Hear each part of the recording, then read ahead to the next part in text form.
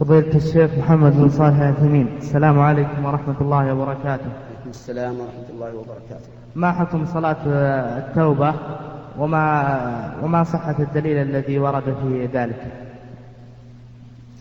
صلاة التوبة حديثها ضعيف، لكن له شواهد تدل على أن له أصلا، مثل حديث عثمان بن عفان رضي الله عنه حينما توضأ كوضوء النبي صلى الله عليه وآله وسلم، وقال إن النبي صلى الله عليه وآله وسلم توضأ مثل وضوء هذا، ثم قال: من توضأ نحو وضوء هذا ثم صلى ركعتين لا يحدث فيهما نفسه غفر الله له ما تقدم من ذنبه.